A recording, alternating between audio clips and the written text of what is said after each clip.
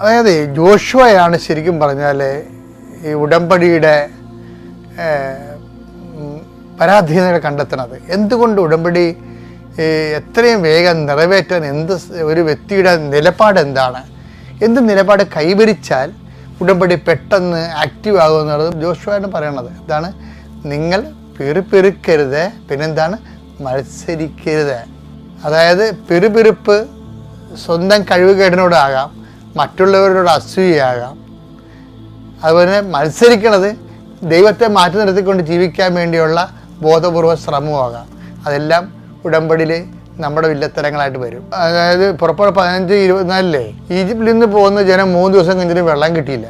അപ്പോൾ ജനം പിറുപിറുത്തു. ഈ ഉടമ്പടിയിൽ വരുന്നൊരു വിഷയമാണത്. അതുകൊണ്ടാണ് മാറായിലെ വെള്ളം കഴിക്കാൻ കാര്യം. അനുഭവിക്കാൻ യോഗ്യതയില്ലല്ലോ അവന്മാർ. പിറുപിറുത്താൽ മത്സരിച്ചാൽ വെള്ളം കിട്ടിയാലും കഴിച്ചു പോകും. നിസ്സാരമല്ലേ പിറുപിറുപ്പേ. മത്സരം അങ്ങനെയാണ്. നമുക്ക് ജോലി കിട്ടും, നമ്മൾ കല്യാണം കഴിക്കും, പക്ഷെ സമാധാനം ഉണ്ടാകത്തില്ല. മക്കളുണ്ടാവും, അവരെ നമ്മൾ അനുസരിക്കത്തില്ല. എന്താണ്? ദൈവത്തോടുള്ള മറുതലിപ്പാണ്. നിയമാവർത്തനം 9:7 നിങ്ങളുടെ ദൈവമായ കർത്താവിനെ മരുഭൂമിയിൽ വെച്ച് നിങ്ങൾ കോപിപ്പിച്ചത് എങ്ങനെയെന്ന് ഓർമ്മിക്കുവിൻ. അത് മറക്കരുത്. ഈജിപ്ത് ദേശത്ത് നിന്ന് പുറത്തു വന്ന ദിവസം മുതൽ ഇവിടെ എത്തുന്നത് വരെ നിങ്ങൾ കർത്താവിനെതിരായി മത്സരിക്കുകയായിരുന്നു. ചില ആൾക്കാർ കർത്താവിന് മത്സരിക്കുക, പ്രാർത്ഥിക്കും. പിന്നെ പ്രാർത്ഥിക്കുന്നവർക്കാണ് അതെല്ലാം കിട്ടണത്, പ്രാർത്ഥിക്കുന്നവരാണ് ജയിക്കണത്, പ്രാർത്ഥിക്കുന്നവരാണ് ജോലി കിട്ടണത്, പ്രാർത്ഥനയിൽ കിട്ടുമോ നോക്കട്ടെ എന്നൊക്കെ പറയത്തില്ലേ. ചില ആൾക്കാർ 2 വെള്ളിക്കും ചവിട്ടും. നമ്മളിപ്പോൾ ദൈവത്തിൽ നിൽക്കുമ്പോൾ ദൈവത്തിൽ മാത്രം നിൽക്കണം. അതിനിടയ്ക്ക് എന്തെങ്കിലും തരത്തിൽ ഉത്തരം താമസിച്ചു പോയാൽ അവർക്ക് കിട്ടിയല്ല, ഇവർക്ക് കിട്ടിയല്ല, അവർ പ്രാർത്ഥിച്ചിട്ടാണ് കിട്ടിയത്, അവർക്ക് ഉടമ്പടി എടുത്തിട്ടാണ് കിട്ടിയത്, എന്നിട്ട് അവർ കേടായി പോയല്ലോ, ഞാനിതെല്ലാം കഷ്ടപ്പെട്ടിട്ടില്ലേ, എന്നിട്ട് അത് എനിക്കൊന്നും കിട്ടിയില്ല. ഇതാണ് മറുതലിപ്പെന്ന് പറയുന്നത്. മറിച്ച് നമുക്കറിയില്ല, ഉടമ്പടിയുടെ ഏറ്റവും വലിയ നിയോഗം എന്താണ്? ദൈവത്തിൻ്റെ ആനുകൂല്യങ്ങളല്ല, ദൈവം തന്നെയാണ്. ഈ ദൈവം തന്നെയാണ് ഉടമ്പടി ഏറ്റവും വലിയ നിയോഗങ്ങൾ എന്ന് നീ തിരിച്ചറിയുന്നവരെ മറുതലിച്ചുകൊണ്ടേയിരിക്കും ചിലരെ. ദൈവത്തോടുള്ള മറുതലിപ്പ് എന്ന് പറയുന്നത് എനിക്ക് എപ്പോഴും തോന്നിയിരിക്കുന്നത്, ഈ മോസസ് ജനങ്ങളോട് സംസാരിക്കത്തില്ലേ, അന്ന് മൈക്കില്ലല്ലോ.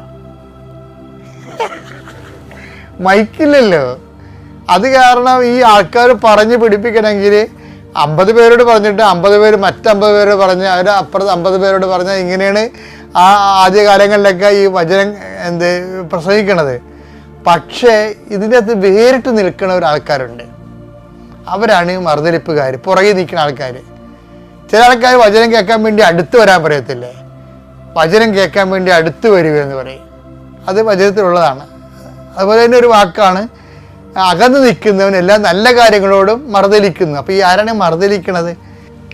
സുഭാഷിതങ്ങൾ 18:1 വേറിട്ട് നിൽക്കുന്നവൻ എല്ലാ നല്ല തീരുമാനങ്ങളോടും മറുതലിച്ച് നിൽക്കാൻ പഴുതു നോക്കുന്നു. അപ്പോൾ ഈ മറുതലിപ്പ് മനസ്സിലായില്ലേ? വേറിട്ട് നിൽക്കുന്നവനാണ് മറുതലിച്ച് നിൽക്കുന്നത്.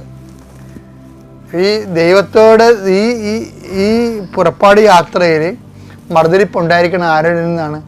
വേറിട്ട് നിന്നവരിൽ നിന്നാണ് ഉണ്ടായിരിക്കണത്.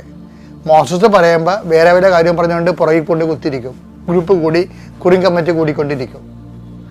അങ്ങനെയുള്ളവരാ മറുതലിച്ചിരുത്. എന്ത് പറ്റി? മരുഭൂമി മരിച്ചു വീണ് അവന്മാരെ അടക്കിക്കൊണ്ട് അവന്മാരുടെ പുറത്തോട്ട് കയറിക്കൊണ്ടാണ് പിന്നീട് ബാക്കിയുള്ള ജനം, അവരുടെ മക്കൾ അതാണ് നാട് പ്രാപിക്കുന്നത്. അപ്പം മറുതലിപ്പത്തെ നല്ല സുഖമുള്ള ഏർപ്പാടല്ല. വേറിട്ട് നിൽക്കണം. കർത്താവിൻ്റെ വചനം അനുസരിച്ചുകൊണ്ട് ജീവിക്കാനുള്ള, വേറിട്ട് നിൽക്കാതിരിക്കാനുള്ള നടപടിക്രമമാണ് ഉടമ്പടി എന്ന് പറയുന്നത്. Okay, thank you.